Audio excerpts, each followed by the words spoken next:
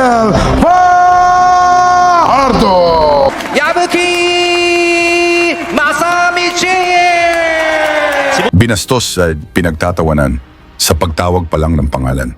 Ganyan na lang maliitin ang isang Pinoy. Wala ni isang naniniwala na may chance siyang manalo. Del Sur, Philippines, Ismael Fajardo! Ganyan kung itrato ang ating mga kababayan sa ibang bansa. Ngunit hindi ito pumapayag na hindi makaganti.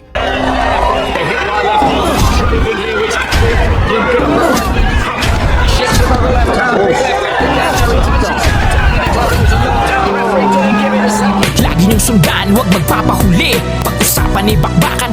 Ito ang tahimik na halimaw mula Mindanao at hindi siya papayag na umalis ng walang ganti.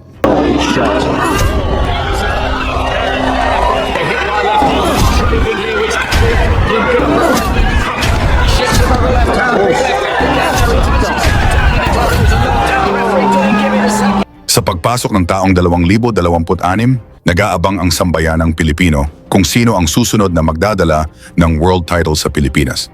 Isa sa mga pangalan na unti-unting umuukit ng takot ang nagmula sa angka ng matatapang ng Mindanao.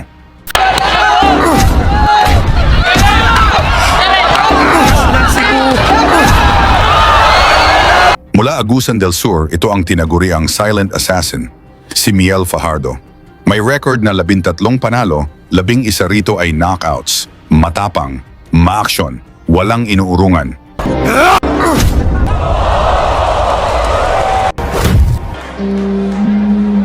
Sa kabilang panig ng mundo, isang kampeon ang nagahari. Ang IBF flyweight champion ng Japan, si Masamichi Yabuki, may 19 na panalo, 18 rito ay knockouts at isang talo lamang.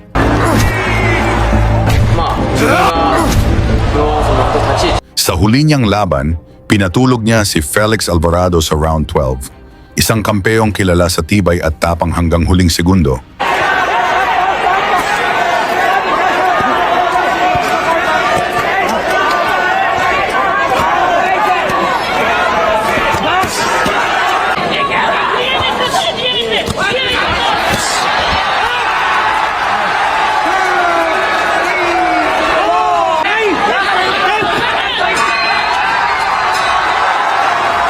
Ngunit bago pa man ang usapang world title, dumaan muna sa apoy si Fajardo. Matapos ang 4 na sunod-sunod na knockout sa Pilipinas, dumating ang pinakamalaking laban ng kanyang karera.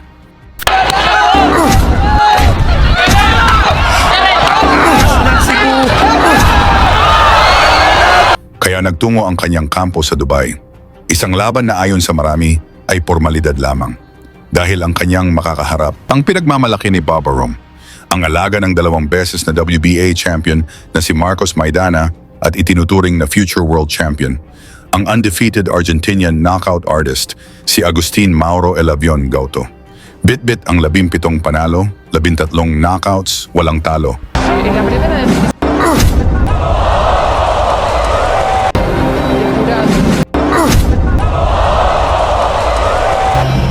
WBO International Champion, IBF Youth Champion, South American Champion, WBO Latino Champion, and top 10 contenders sa buong mundo. Para sa marami, pampataba lang sa record ni Gauto ang Pinoy. Kaya binastos agad si Fajardo sa pagtawag pa lang ng pangalan.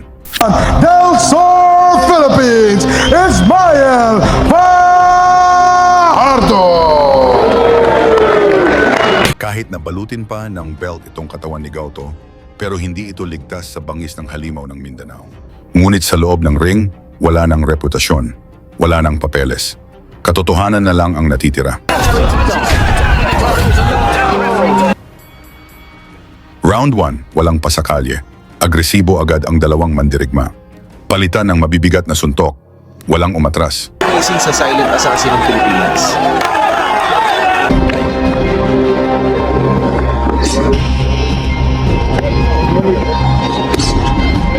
Nice work, isn't it? Just a little feint with the eyes running to the belly. Right, a nice jab to the head.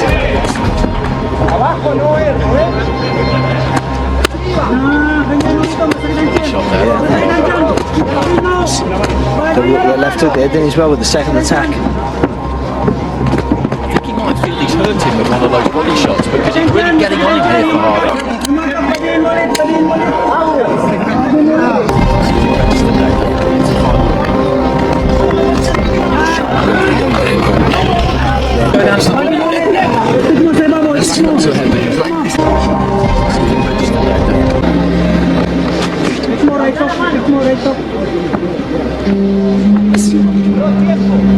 solid jab in there from Galto. He gives me a bit Well, do you think he got through solidly with one of those yeah, body it is, yeah, shots? yes, and particularly the second one for me.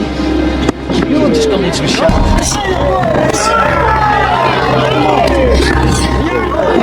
Beautiful left hand there from Fajardo, and that is putting Isang solidong kaliwa mula kay Fajardo. Bagsak si Goto. Nakatayo man ang Argentinian, bistado ang gulat. Iba ang bigat ng suntok ng Pinoy. Fajardo, and that is put him down hard. Will it be enough as we look at the replay? I don't think it will be. Mula sa magkasunod na pinakawalan ni Fajardo, bagsak ulit si Goto, ngunit tumunog na ang bell. Round 2. Dito na isinulat ang kasaysayan. Gustong bumawi ng Argentine champion, habang ang Pinoy matiyagang naghahanap ng tiempo para tapusin ang laban. So right left hand and he's trading here with touchdown as well. Fajardo just trading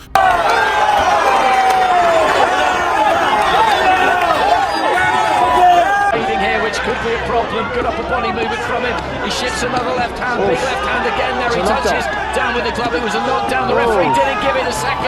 Sunod-sunod na kaliwa mula kay Fajardo. Bagsak ulit si Goto. Nakatayo pang ngunit lutang na ang isip. Fragile in there at the minute. That's the problem. He's letting his own hands go. He's showing a ton of bravery and heart in there, but hit clean. He's going to go down. And he's going to get hit clean because he's wide open at times. What's the referee doing? The referee's given him extra time there. He missed the knockdown. There was a touchdown with the glove which he missed. And then he was put down. Just looking for that left hook. Every single time he can throw it, he is throwing it. Dipping low at the waist there. Touches down with the glove again and the referee doesn't see it. That's another knockdown. There's been about 4 knockdowns in this round. It's tremendous action, it really is. It is, it's superb. It is, it's superb. 1 minute 40. And how did he get round two? Shots. Another big left hand and he's taking those two somehow.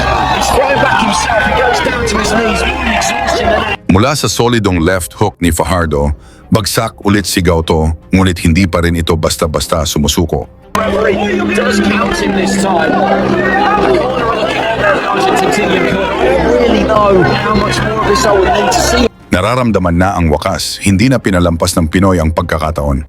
Puro power punches ng kaliwa. Isang huling bagsak at dito na pumasok ang referee. Ititinigil ang laban upang iligtas ang kanilang kampeon. Technical knockout win para kay Miel Fajardo. Dito nasira ang plano ni Bob Arum, kaya lumayas na ito sa venue na walang paalam. Sa inyong palagay, handa na ba si Miel Fajardo para maging susunod na world champion ng Pilipinas? Ibahagi ang inyong opinyon sa ibaba at isama ang inyong lugar para makita natin kung hanggang saan na umabot ang suporta ng mga Pilipino sa laban ni Fajardo kontra Yabuki.